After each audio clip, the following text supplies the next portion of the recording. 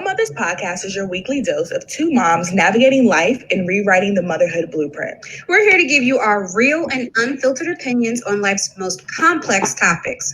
All truth, no sugarcoating. On Muvas.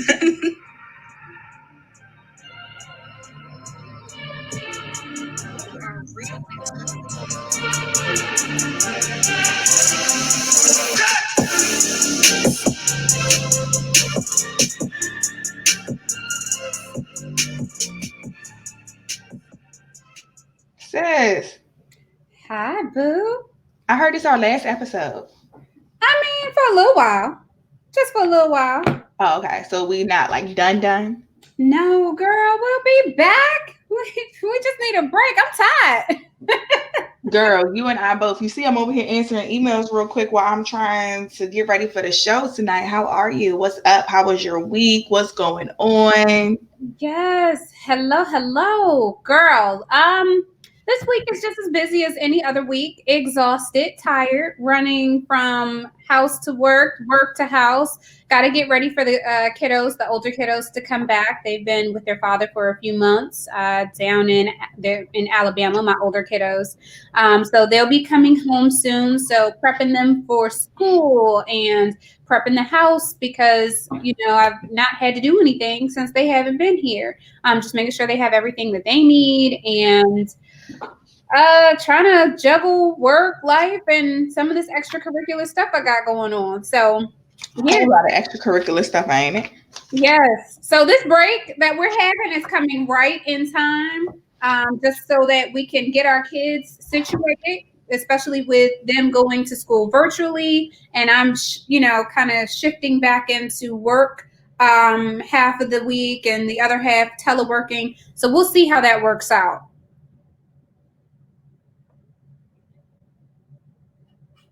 I'm hoping I didn't lose Ari.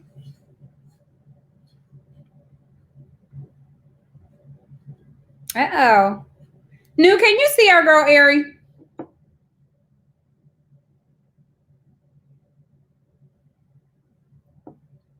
Hey, Pastor Sean.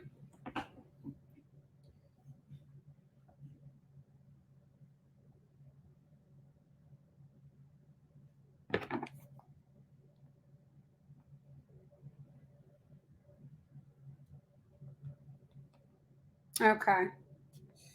Our girl Ari is frozen. She'll be right back. She'll join us right back. But just prepping these kids. I don't know what this virtual environment is going to be like. I don't even know how to prepare them for this. These past few months have been tough enough because they haven't had any social interaction with other children in person.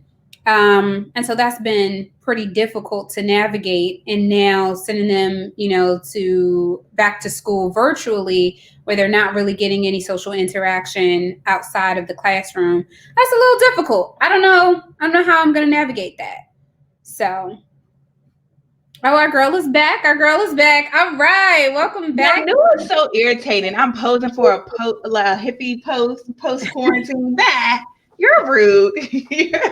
Don't start today. Yo, I don't know. It's the internet. The internet be fucking up. It just is what it is. It's all good. Well, our family's here with us. So tell us how your week was.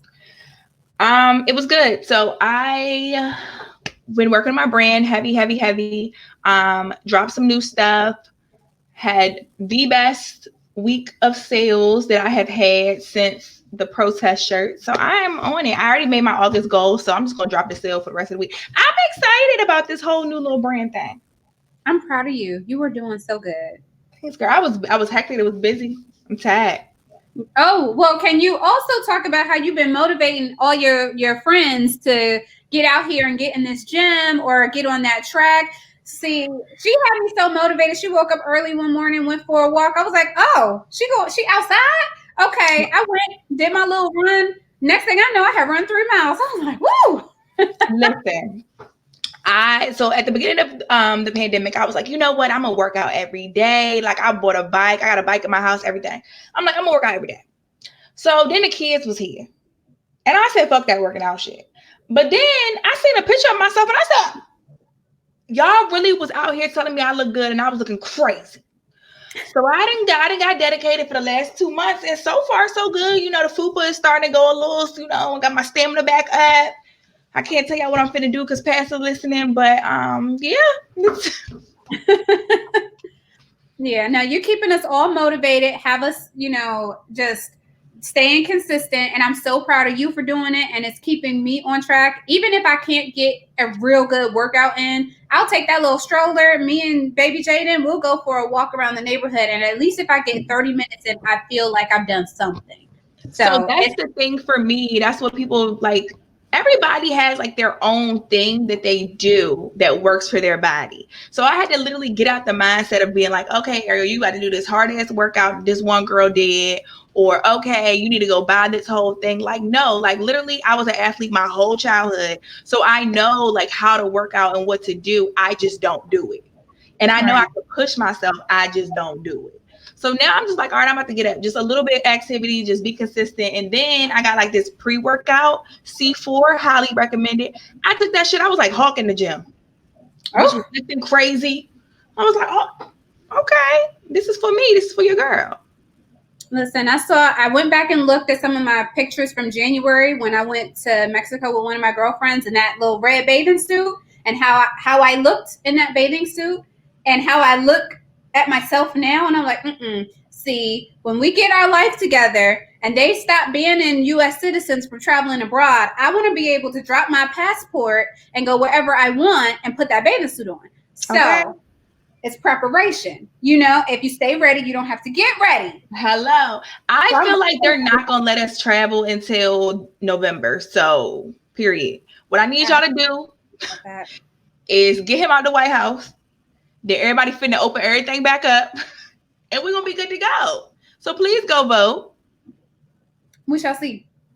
I think that's what's going to happen. That's just my prediction, but I'm ready to slap a passport too. I'm ready to put on.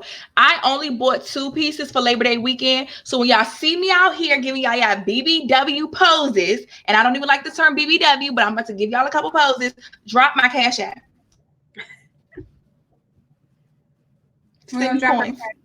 Cash App. I'm telling you, if things don't work out, I'm still going to start this OnlyFans. So, okay, funny story about OnlyFans, sis. I actually went through with it the other week, but I couldn't bring myself to post. Listen, somebody, I posted it. I hope y'all are following me. Instagram, Chatty Patty DC.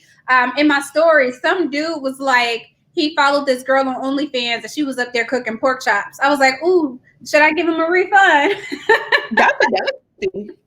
Somebody somewhere got really excited about them pork chops, okay? Listen, Salt Bay, I got you. Okay. All right, man.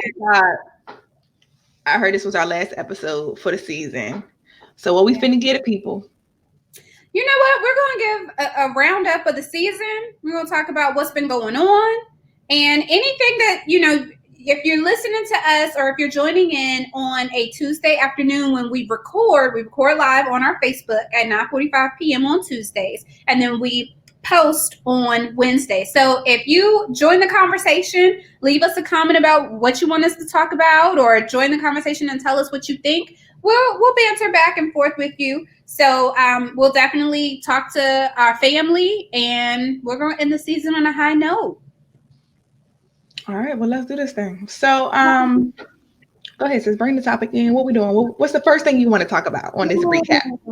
Okay, so we kind of talked about this, I want to say last week, and we discussed with our homegirl Sharika from Mama Did This podcast, our girl Cardi B and Meg breaking the internet with WAP, right? Mm-hmm. And so I'm just curious. We didn't really get to dive in about our own real, personal opinions, experiences, and so on. But when you watch the video and then seeing, now we're a week, almost 2 weeks from the drop of the video. What was your initial reaction? And then all of these think pieces and dissertations. What's the outrage? I still don't understand the outrage. Okay, when I first I woke up that morning. It dropped on that Friday. I woke up that morning. Girl, I played that thing back to back like 50 times. Okay. Had all the catchy sayings. I was ready to go. I loved it for what it was because I mean, Trina, Kaya, all of them. It was already anthems. So this is just like another nasty girl anthem. But I will say I'm a little disappointed about how everybody is going at them for being nasty and speaking their mind per se, because at the end of the day, like women owning their sexuality is dope. We've talked about it day in and day out, pretty much every episode this season. We've touched on it a little bit. I just feel like it's freeing and it's liberating. And bitch, if you got that WAP, you got that WAP. And if you don't, then you upset about it. So my thoughts on this are, there's been music like this since God knows how long.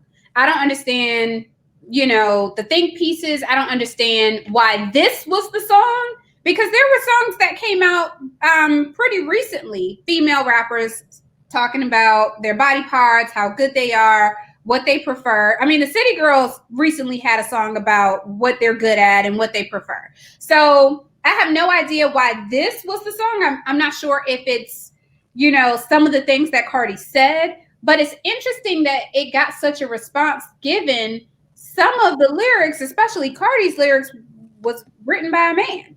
So it's really interesting to me. And then, it's always on the shoulders of women to, be the highlight or carry the burden of uplifting the community, and we can't do what the boys do and we can't say the things the boys say, but they'll come out next week with a whole song about tiptoeing with your hoe barefoot on his marble floors or whatever, and nobody will say a word.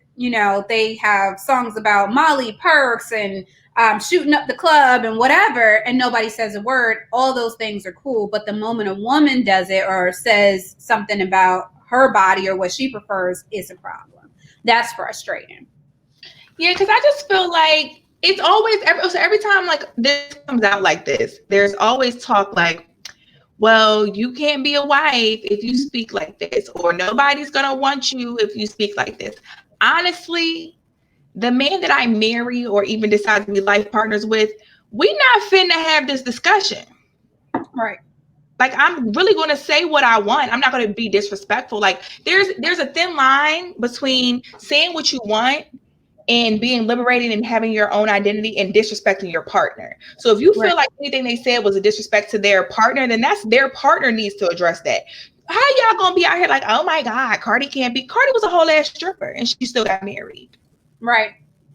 And then the argument is, well, that relationship isn't a good relationship because he cheated. Well, you married the deacon and he cheated too. So okay, your nana stayed with your grandpa. He got 5 extra families. Shut the up. Okay. Earl Thomas to them down the street was really getting nasty, and y'all let it happen. Period. Like, it's so interesting to me that there's all these criteria of what will and won't get a woman married. Meanwhile, if you go to the singles mixers at church, it's a bunch of women sitting in there. Nobody's marrying the church ladies either. So maybe it's not the WAP. It's definitely not the WAP. Okay, the WAP is not the reason that they're not getting married. Okay. So yeah.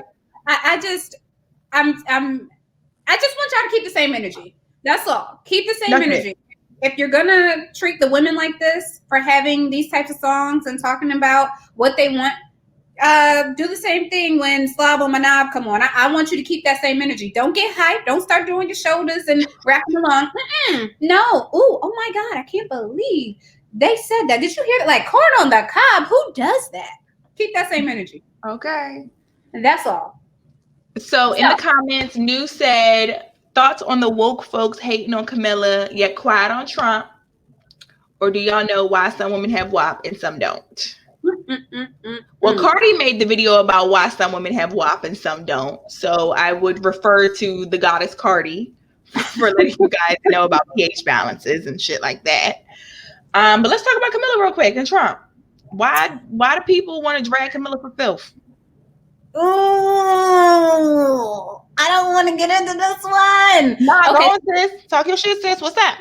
This one's tough for me because on the one hand, there is some valid criticism of Kamala, right? And I think that people should be allowed to voice their concerns and say what they don't like about her without being called a coon or divisive. There are some things in her track record, in her history, that don't sit well with some people, and that's okay. However, the infighting that I see going on is not helping the Dems or the liberals at all.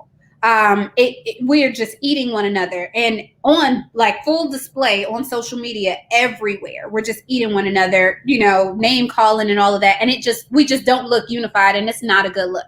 So although I have my own criticisms of her, and this is going to go into my unpopular opinion later on in the show, I've been very mindful of not saying certain things publicly unless I'm asked, because I don't want to find myself in a position where I'm using my platform to further splinter votes and the support that liberals, Dems truly need. I don't want to say we, I don't speak on behalf of anybody but myself.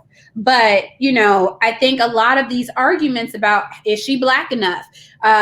She's a woman of color. She's not really black. Like all of these arguments, those types of things, I really don't want to have them because I don't think that they're productive. I get, like, for example, if you are concerned about reparations and specific goals or concerns of African Americans, then wondering where she stands in her blackness is important, because no, she's not African American.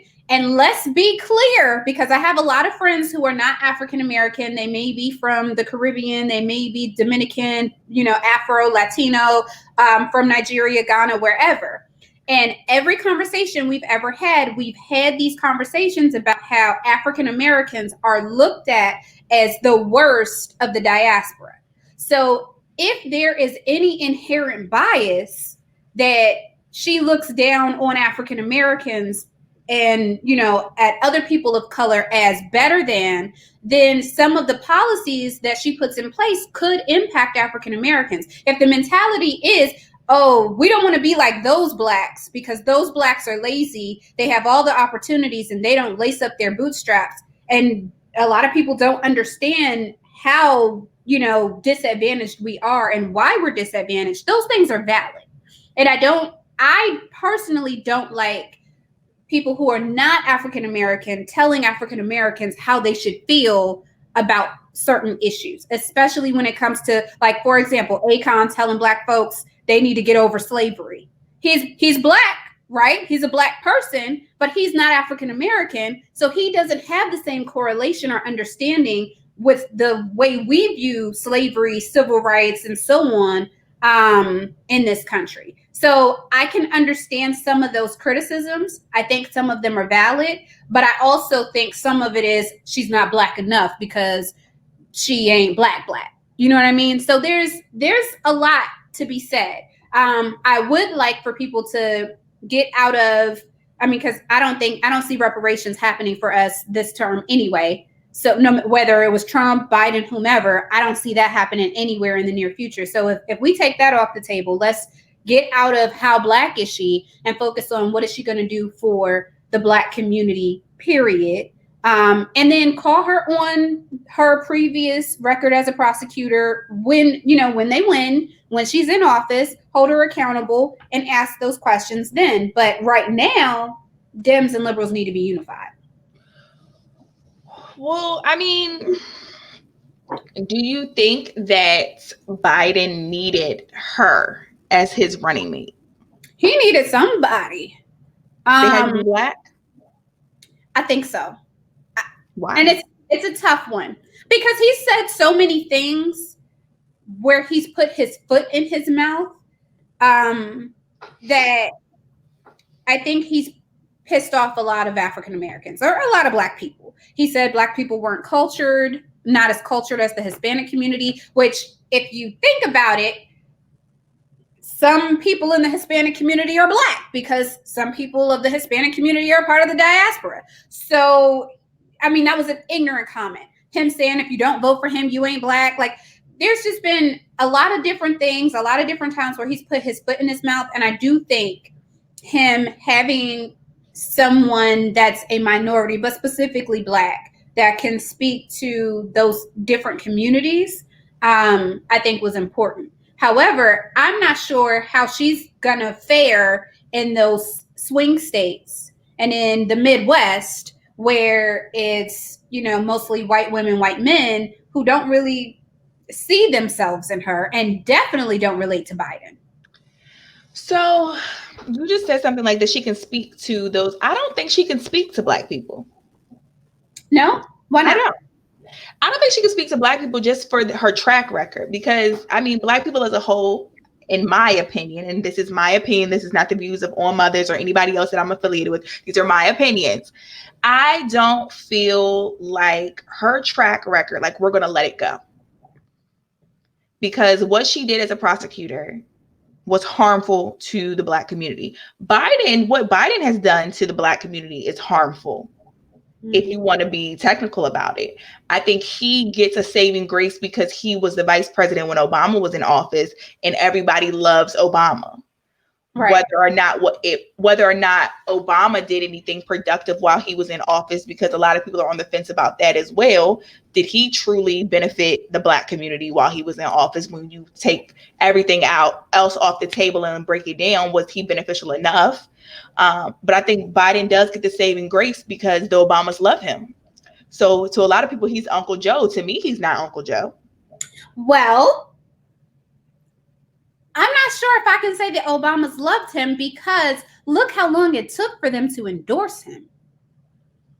They didn't endorse him as soon as he said he was running. Right. They did. They took a while to endorse him. If I'm gonna back somebody and say that that's the candidate we need to go with, and that used to be my vice president, or as the first lady, you know what I mean? I'm gonna back them out the gate because that's who I think would do a good job. Allegedly, I can't confirm. I've just seen this circulating in the news and in the media. President Obama made comments that Biden was not the greatest selection, was not the greatest candidate. Those comments were leaked to the press later, and it was an anonymous source. So, but the way that it was said is definitely something I could believe. However, this is who we got. And I do want to address, because we talk about, well, what about a third party, or what if we, do X, Y, and Z? Oh, I get you. No. But at what point do we discuss that? At what point do we say none of these people suit us? And every time we give, like the past 2 elections, we give, the Democrats the opportunity to select the right candidate, and they go with a candidate that's probably not the better of the options. When do we say, okay, enough is enough? Because it's already expected that we're going to vote Dem, liberal, whatever, anyway. You definitely don't discuss it now when it's August and the election is in November. You don't. You also don't discuss it when there is no one else in the third party that could even go toe to toe with either one of them. Right now is not the time to be like, oh, okay, well, I'm gonna just go give my vote to the other guy. This is not the time. This is not the election. But when is the time? Like, when do we do that? The time will be on November, what's the 16th, because elections are November 15th. The third party, Green, 14th, 15th. Is it 14th? Yeah, y'all know. We gonna look the right date. But anyway, vote early, okay? You could discuss it the day after the election. Somebody strong from one of those parties, if y'all feel like y'all gonna run in 2024, y'all need to start campaigning now. We all need to feel it so we can switch and jump sides. But at this point, there is no room for error. Girl, sis, we all It's November 3rd, sis. November 3rd. Ooh, the 3rd. Veterans Day. November 3rd. All right, go ahead. But yeah, you see what I'm talking about. It's just not the time. It's not the time. I would love to have another option, but we don't. Yeah. You honestly do not. I will say, is it Kamala? I think she'll do good in swing states. I'm opposed what you said. I think she will do good because the swing states are going to be the people who are going to be like, that little black girl likes us because guess what she did when she was a prosecutor? She sent them black folks. She put her foot down on them black folks. She's not really that black. That's what's really gonna hit her. They're gonna be like, she's not really that black. She's more of like. I don't think so. We're gonna see. We're gonna see, but I don't think so. I don't know who would have been better. You know what I mean? Because their daggone wasn't gonna vote for Stacey Abrams. Won't. We were definitely not ready for that kind of black. I think he did the best he could with what he had. I think he realized that a woman would be a better candidate because we've been asking for that. I think he knew that he needed a minority, and Kamala is black, but she's also Indian, from India, not Native American. One parent is Indian, one parent is Jamaican. So I think that she's, enough of a lot of different things where I think she could unify a little more and not be on any, fringe. I'm worried. I'm so worried about this election. I don't know what's going to happen.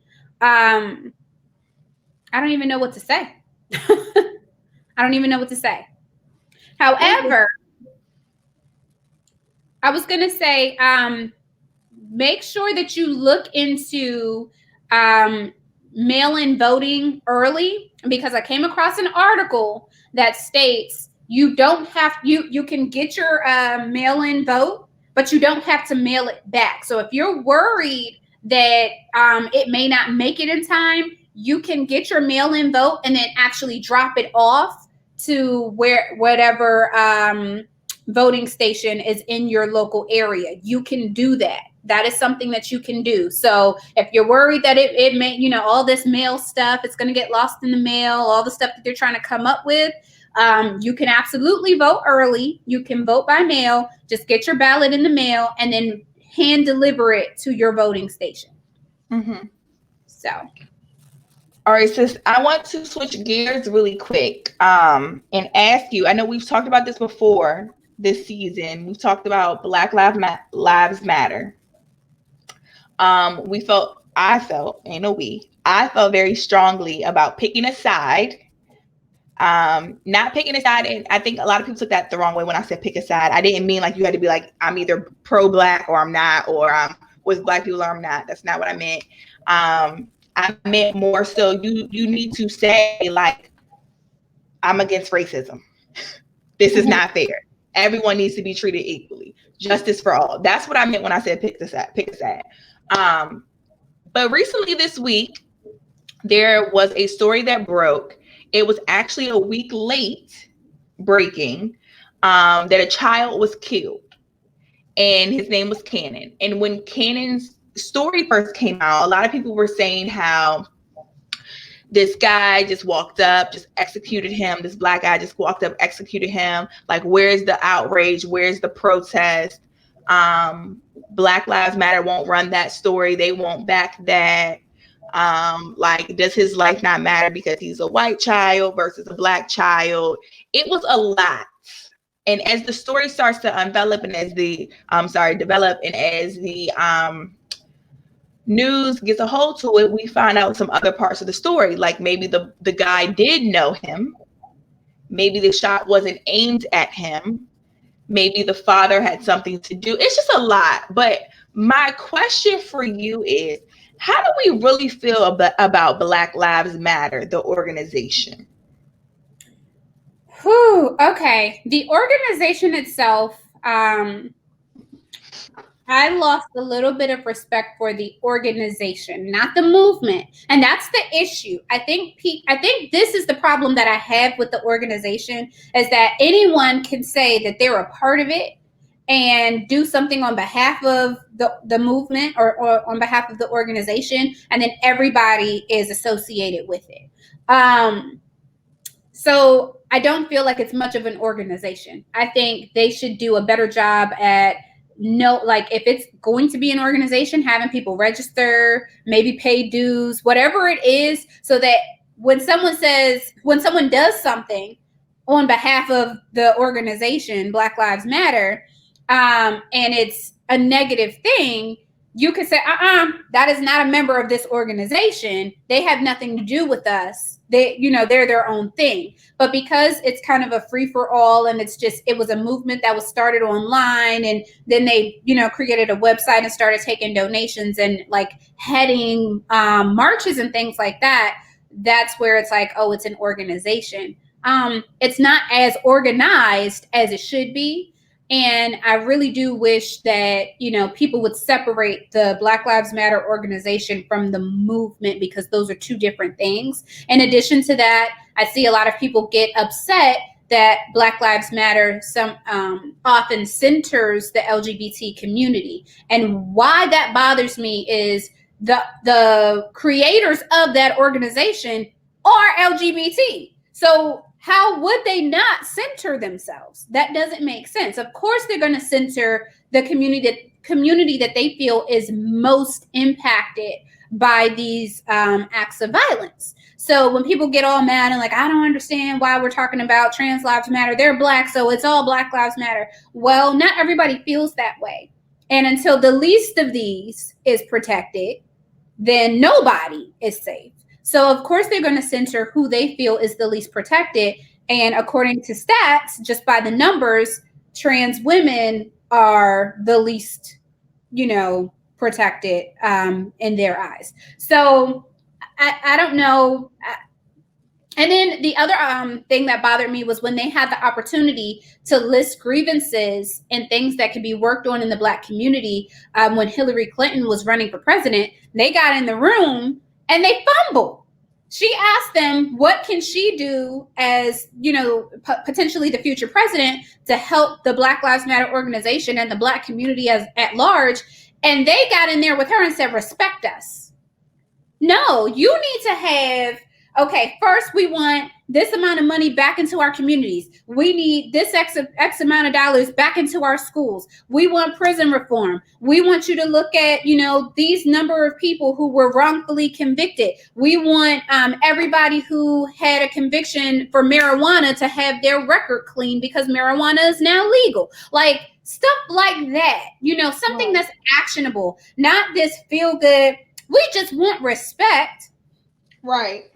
If any other community had that opportunity, which they often have, like the Jewish community, the Asian community, any other community gets a moment like that to get in a room with a high government official and say, these are the things that we want, you better believe they have a list of grievances and what can be fixed and what can be done. And so the organization, to me, can't speak for all of the Black community. It's just, it just doesn't. I think we lost our girl, Ari. I think we lost Ari. I think she's going to remove herself and dial back in. But the organization is not organized enough. And it's frustrating because, we see people in our communities and we're looking for leaders. And we don't have that strength in that department. And maybe, we need to stop looking for leaders and be the leaders that we want to see. Maybe that's what it is. I don't know. All right. Our girl, I'm so tired of this internet tonight. Over it. It's okay, baby. It's okay. It happens. But yeah, so those are my issues with that organization or lack thereof. What are your thoughts on Black Lives Matter, the organization? I'm kind of on the same wave as you when it comes to the whole organization. I've never really got into it because to me it was more of like a saying that you could get behind. You know what I'm saying? It doesn't feel like a group. It doesn't feel like the Panther Party. It doesn't feel like, anything like that. It feels more of like, it's just a catchy hashtag that we say, that we know like what it stands for and what we want it to stand for, but it's not something that I was like, oh, I'm gonna go join that group today. Like, it's not that. You know what I'm saying? Right. Like, it's nothing that I would have to live or die for. That's true. Honestly, it's really, to me, it's more of a statement. My life matters. My kids' life matters. My brother, my sister, my mother. Black lives, we matter. I'm going to yell it. It's a statement. You know what I'm saying? It's just not. It's not like, oh, we got to go join it. We got to pay our dues. We meet every Tuesday and Thursday. None of that. Right. So that's why that part like bugs me when people are like, well, Black Lives Matter won't say this, or they try to put a spin on it, or like they're like all lives matters, or blue lives matters, or white lives. Like, y'all, you're right. All those lives do matter, and you should, if that's what you believe, that's what you should say. But I believe that a Black Lives Matter, and that's a statement to me. If to me, they don't speak for me. That organization doesn't speak for me. Right. I'm not reposting everything they put out.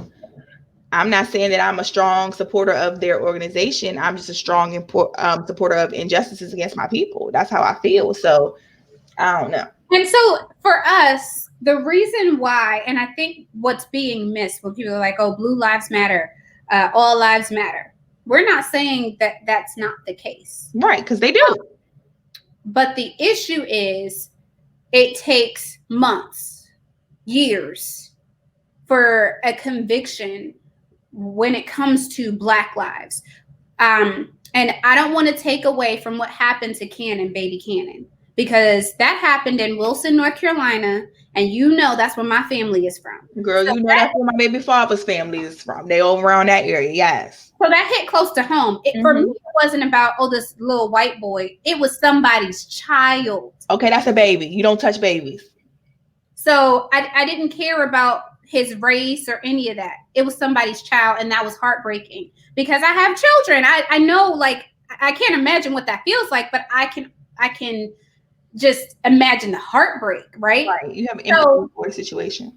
Right. So then when it turned into, oh, but it was a Black man that killed him. So for me, it was like, so if it was a white person, it would have been better, Yeah. And the person who killed Cannon was caught, arrested, and charged, and now awaits trial. So what is there for Black Lives Matter to say?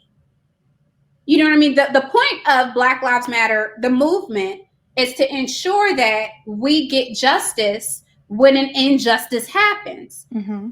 As far as we see, Cannon is going to receive justice. And you better believe in Wilson, North Carolina, a Black man killed a white baby, justice will be served. Quickly.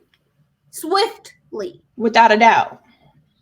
So, we can march, we can have a peaceful protest to say stop the violence, or, but why are you petitioning Black Lives Matter? At that point, because he was arrested, maybe y'all should petition the NRA. It was a gun violence, right? It was gun violence. It was gun used in the commission of a crime. That's gun violence to me.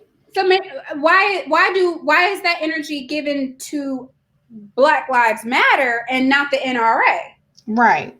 So, I think it was just an excuse for racist people to use as, ooh, but look at you guys. Y'all are out here killing people. Crimes are going to happen. And I do not want to diminish what happened to that baby. In general, crimes are going to happen. What we want to see is that the people who commit crimes be served justice fairly across the board. In Cannon's case, justice will be served. We're still shouting Breonna Taylor. Child, man, you said a word. You said a mouthful. Since you know what, when you talk about like justice and stuff, so Kim K, she out here trying to free C Murder. Yes, I did see that. Who saw that? Monica. First of all, I did not know Monica and C Murder was together back in the day, girl. I missed that whole thing growing up. When did that even? So that's the movie. Master Pina made that movie about Silk and all of them. That's what it was. When Silk the Shocker was in there, he was being C Murder. That's what that was. And Monica must have been that little girl. I just need to pause and just say, Silk the Shocker has not aged. That man is as tall and fine today as he was in 1997. Holla if you hear me. That man is fine. Make it say, oh, listen, holla if you hear me. But okay, all jokes aside, listen, I see why Kim is out here being a public defender, because with all the mess she got going on in her house, I'd rather be out here trying to free the people too. I'd be out here trying to be Harriet Tubman too, because this household is a wreck. But I could also free him if he knew he was. Okay. Sis. So so Monica apparently, when she called him, she got Kim K on three-way and they talked about his case. And Kim was like, listen, I'm going to do what I can. And that it's a done deal. So I'm not sure if she'll be able to get him out, but all I can say is I can respect it. You know, I'm not the biggest fan of the Kardashian Jenner clan at all. Throws up her mouth. But a broken clock is right how many times a day? At least twice. Let her do her good deed. The very least she can do after taking from the community is freeing the community. Free my people. Honestly. She still don't speak for me, but if she gets C Murder home, girl, I might go and do something. I might buy something from you, girl. She can make the potato salad at the cookout. I mean, she already invited. She married to Kanye. No, ma'am. No, ma'am. No, ma'am. No, ma'am. No, ma'am. She coming. You know Kanye don't listen to rules. We told him he couldn't come to the cookout because he been showing out for 4 years in a row and he be getting drunk and putting his feet on the table. But you know Kanye showing up regardless. She's not finna make nobody's potato salad because you don't sweet. That's not a recipe that we're gonna try to mess with. Listen, Kim says she been there practicing. She been braiding little Stormy's hair. Is that baby name? Girl, Stormy is them other kids, them other people kids. That's her niece. That's her niece. She been North, girl. North. She's been braiding Northy's hair, and she was making mac and cheese and frying chicken. No, okay. She can come. I'm gonna try her spiral ham. Cut the ham, Kim. Just cut the ham, but don't bring the potato salad. Patty told you, but I didn't. Yeah, so I mean, I'm excited to see what she can do with the case. I feel like she might got a little pool somewhere, somehow. What she need to do, she need to let Trump free him. Trump need to come and free him. How that gonna work? He need to get him up out of there. Trump, if you're listening, if you need to do a good deed, if you want to do one good deed, if you need a vote, okay, I'm gonna tell you how to get it. Free C Murder. So, speaking of first ladies, I'm trying to help him. Listen, did you get to see what our good first lady, forever first lady, Michelle Obama said at the DNC yesterday? I did. I saw a little bit of it. Okay, so I want to stop at when she said, "It is what it is." I don't know what happened when Michelle left the White House, but she has gotten comfortable. She put them glittery boots on. She got her hoops. Her pressing curl is laid, and she is just speaking from the heart. And so I finally watched Becoming. I know I'm late to the party. I ain't watched it already. Okay, so I did get a chance to watch it. And I'm really happy that I did because it really talks about how perfect she had to be for 8 years, how she was under a microscope, how she couldn't say what she wanted to say, how she had to be perfectly crafted and perfectly scripted.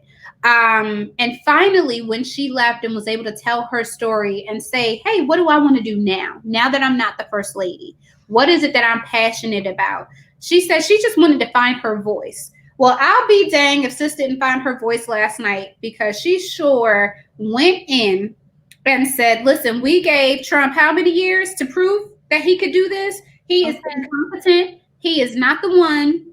Get him out of there. It is what it is. And I agree. I definitely agree. If that's what we need to do, sis, then that's going to be what we need to do. And we want to be on it. I definitely agree. I know she says she doesn't like politics, but I do wish that she would be interested in running so we could get the Obamas back in the White House for another at least 4 years. I don't know if I would be comfortable with that, but I can see the vision. Why not? Because is she a lawmaker? Has she a proven lawmaker? I mean, Trump wasn't. And we see where that got us. With a tangle web we weave. We see where that got us. So I just don't feel like now is the time to do any more experimenting. Okay, fair enough. Fair enough. Rounding out our hot topics this week. Speaking of experimenting and people speaking on things that they probably have no business speaking on, Summer Walker decided to get on her pedestal and use her social media to tell mothers what they need to be doing and feeding their children. She went on to say we should not be giving our babies processed food, which I don't necessarily disagree with. She's right. However, she's talking about babies, infants. She's referring to formula and all the chemicals that are in formula and so on and so forth, which I don't say much about because I know the struggles of breastfeeding and nursing your child and working and trying to pump and with one of my children, I just could not nurse. I couldn't produce enough milk, and that baby was hungry. And you know what we did? We gave that baby some formula. However, she went on to say that we need to give our babies fresh fruit instead of formula and water because it's cheaper than formula. First of all, I don't want to hear nothing about processed food from a chick with a processed nose. So, how do you feel about this? You did not have to say that. That is body shaming. She not gonna mommy shame. If you feel some type of way, just say that. Okay. Look, just say that if that's how you're feeling. My take on it. Don't comment on nobody else's way of parenting, okay? People parent the best way they can, the best way they know how. Me personally, I was not a mother who breastfed. That wasn't me. I tried it. Psychologically, I could not do it.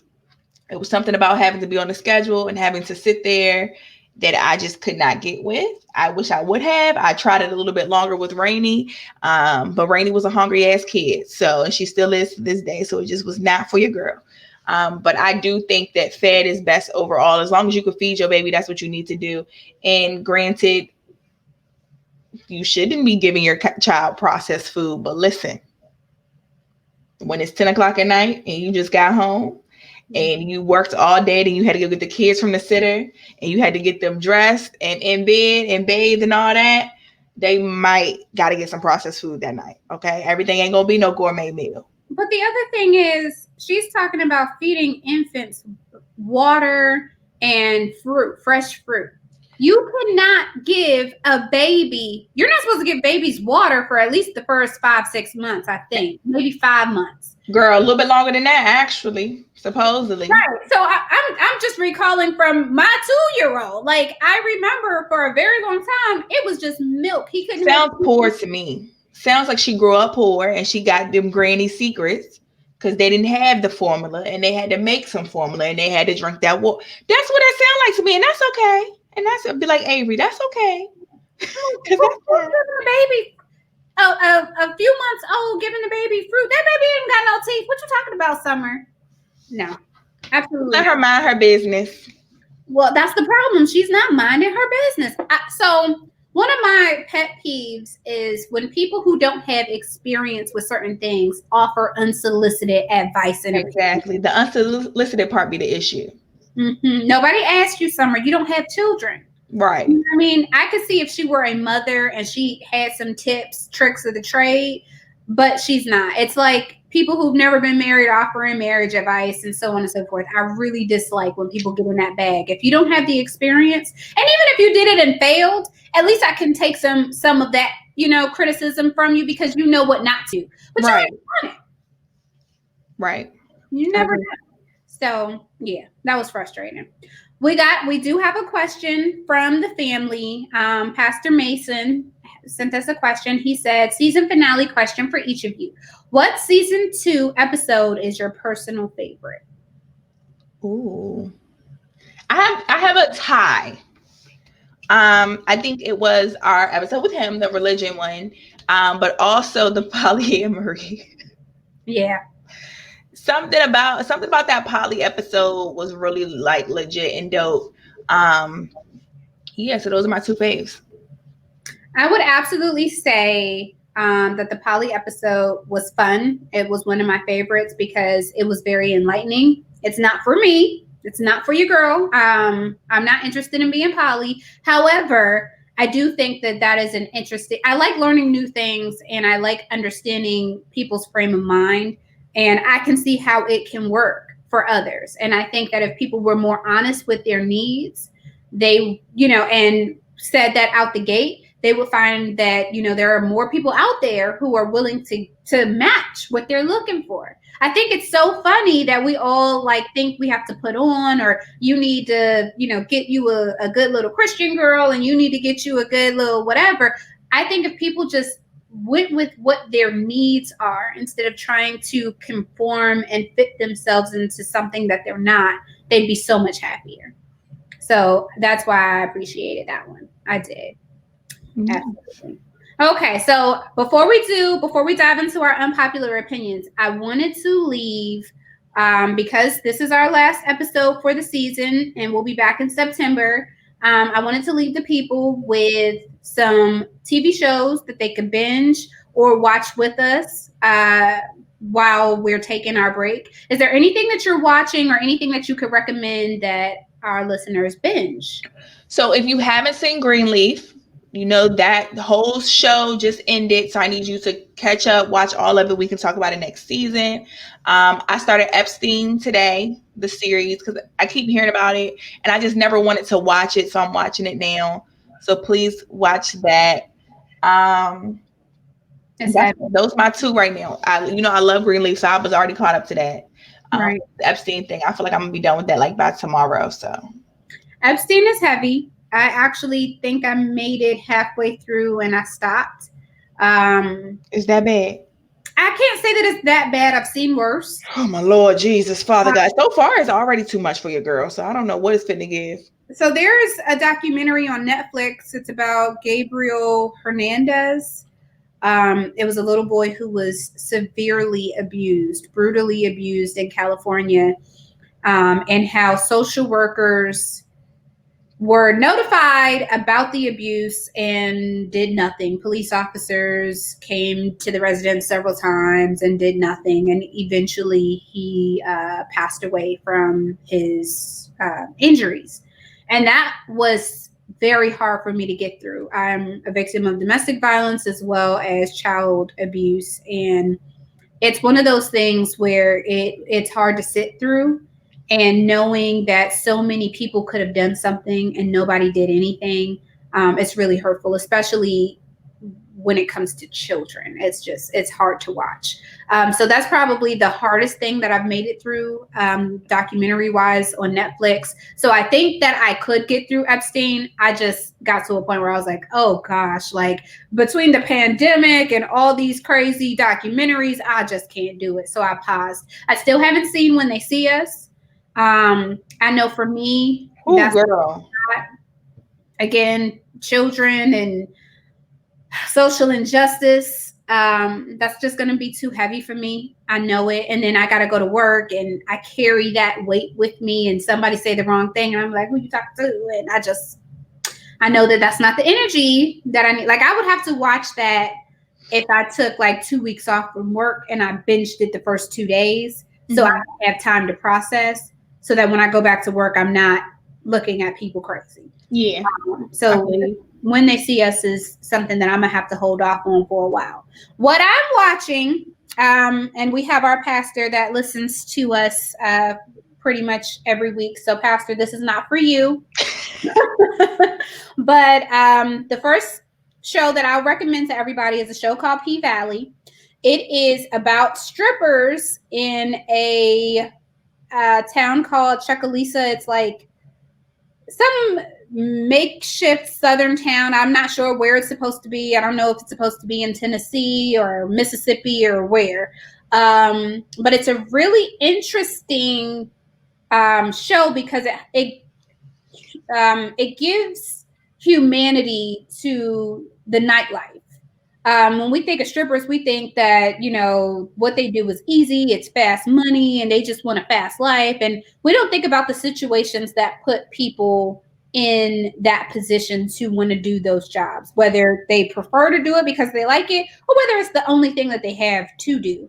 And so I find that interesting, and it was pretty intriguing. And then I don't think I realized the full body workout that climbing a pole is. So there are episodes where they drop the music and all you hear is the dancer and her climbing the pole and her skin scraping against the pole. We don't think about the bruises that they get, the hazard, because there was one girl who last year, I want to say, fell from the top of the pole and knocked all her teeth out of her mouth. And then I don't think we think about like how tiring it is and how dangerous it is, because you're scantily clad around men who have been drinking and, all of these different scenarios where anything could go wrong. So I think that that's pretty interesting to like give life to that. So I've been watching that. It's not for everybody. There are some pretty hardcore scenes that have broken the internet. And if you're not interested, it's not for you, and that's cool. I would also recommend Lovecraft Country. I've been waiting for this for months now. I'm into sci-fi and horror, and everybody knows that I'm passionate about social justice. And they found a way to combine all of those things. So Lovecraft Country is set in the 50s, and it's about a family who's traveling. They reference the Green Book. They talk about segregation. They also talk about H.P. Lovecraft, who was a famous sci-fi writer who was very racist, and they touch on that. And then they have elements of sci-fi, elements of horror, and J.J. Abrams and Jordan Peele are directors on it. So I think, at least give it 2-3 episodes, give it a chance. I know sci-fi is not for everybody, but it's something that I think is really good. All right, cool. All right, let's do this unpopular opinion, sis. I'm getting tired on this subject. Do you have one this week? Unpopular opinion. I really don't. My call of action, I'm gonna give y'all a call of action. Call of action while we're gone. Just keep chasing your dreams, keep being individuals, keep finding something different to do, something that you like to get through this quarantine, because technically we're still quarantined. Outside is not open, y'all. Right. Okay. All right. My unpopular opinion this week is everything doesn't deserve your opinion. It's okay to keep it to yourself. We don't always have to react to or respond. Not everyone needs to know how much or how little you know. We're in a social media world where every 5 minutes we're stating our opinion, whether we like the new McChicken sandwich or the Popeyes chicken sandwich, or whether we like the new song. And so we're so used to giving our opinions on certain topics. And I would like to challenge everyone to, instead of feeling the need to always give your opinion, take a step back and just observe. Watch people implode while they're trying to convince everybody else why their stance is right. Watch others who blow a gasket trying to prove how much they know, and I think just pay attention to the Facebook dissertations and things like that. And that goes for me too, because I do that as well. I'm always offering my opinion. But for me, while we take this break, I'm challenging myself to be more selective on the topics I offer my opinion on. If it's not a platform that's going to make me money or something that I can monetize, like my website, this podcast, or something like that, I'm planning to offer my opinion way less unless I'm specifically asked, because not everybody needs it, So I feel you. My opinion this week. Oh, girl. 25 of them things this season. Actually, 26 if you want to be technical. Yes, because we gave them a bonus, didn't we? We gave them a bonus, sis. We was in that thing, okay? All right, y'all. Well, if you love us like we know you do, make sure that you subscribe to us. We are on all of your favorite podcast platforms. That's Apple Podcasts, Spotify, iHeartRadio. We're there. So subscribe. Make sure you follow us on all social media: Facebook, Instagram, Twitter, YouTube. wherever you are. Just look up On Muvas Podcast. That's ONMUVAS Podcast, and you can engage with us there while we are on our break. Ari, where can the people find you and all of your content? ARILAWAN _ on Instagram and Twitter. Make sure you follow me, like, and share all my shit. And I am Chatty Patty DC on all social media. And make sure that you are tuned in because we normally drop every Wednesday, and we will be back on a Wednesday in September because Wednesdays belong to the mothers. You guys already know. Thank you so much for rocking with us for season 2. We love you and good night.